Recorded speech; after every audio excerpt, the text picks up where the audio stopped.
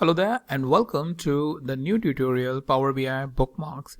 And Power BI Bookmarks is an interesting feature which allows us to bookmark based on the analysis that we are doing. For example, if based on some selections we want to save the analysis, then we can do this with the help of the bookmarks.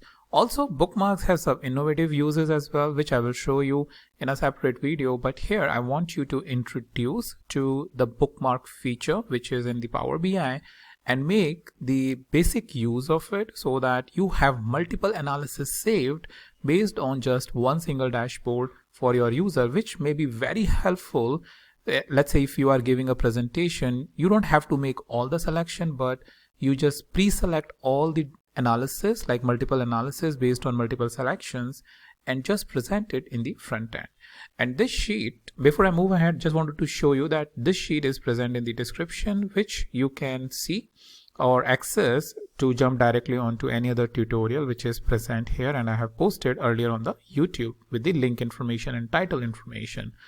Alright, so for bookmarks, let's go into the Power BI. Alright, so here we are in the Power BI, and to enable the bookmark section, what you need to do is come here in View and enable the bookmark. Now, I'm using the most latest version of the Power BI, so my bookmark is enabled here or present here. If you are using the previous version, you may have to look into the option, I think in the File and in the Options and Settings. There is setting related to the bookmark for the previous version. That's where you need to look at. I think Preview Features is the section where it is enabled. All right. So let me enable the bookmark over here. So this is the bookmark section which is now enabled. So here a quick commentary is present as use bookmarks to capture key data for yourself and others. Filter data to get the state you want to capture. That means it is a state-based capturing of information. And why it is important? Let's say you are preparing for a meeting where you want to show, based on the regular year, how much orders or how much sales is happening.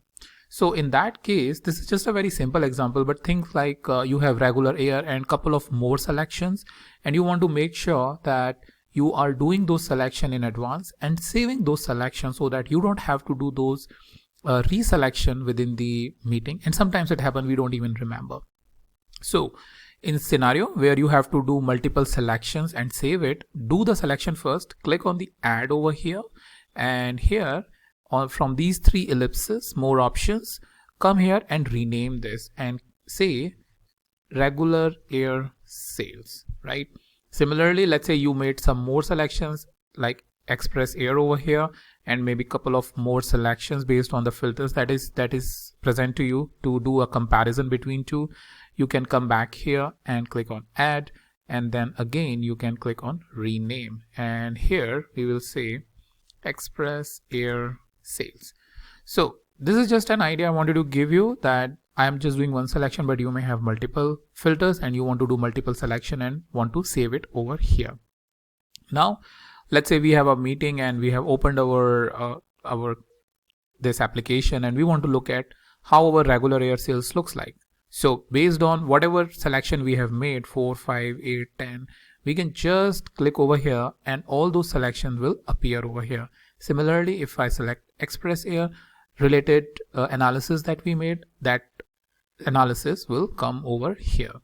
So this is very beneficial from the perspective that as an analyst or as a developer, you have created like multiple views and you want to take now the feedback from your end user, whether all of those views, all of those analysis is fine, and you can save these analysis as an entire list, maybe 5, 8, 10, 15 different views, as to go through and finalize if everything looks fine. So that's very quickly about the bookmark. But as you can see, you have couple of options like the update, rename, delete, data, display, current page. So main important is the rename, delete, and update. Let's say we have this is like regular sales, but we also want a delivery truck as well. So we have the delivery truck and regular air, and the way we do multiple selection, I hold it I hold down the control key and select the second selection. That's how I've done the multiple selection here. And now I can come over here on the regular sale and I click on update. So now if I come to the express air, you only have express air. But if I come to the regular air, since I have updated it, you have delivery truck and regular air, which we can rename here as delivery truck / regular air. We can expand this little bit so that it is coming fine. So that's about how you can save the state, or you can save your work based on the analysis you are doing for multiple scenario perspective. And make sure that in the meeting you don't have to remember all the selections which you need to make to convince your end user about your analysis. Everything is done previously based on whatever you have done here in this dashboard. So that's about it, and now I'll meet you in the next video with a new topic.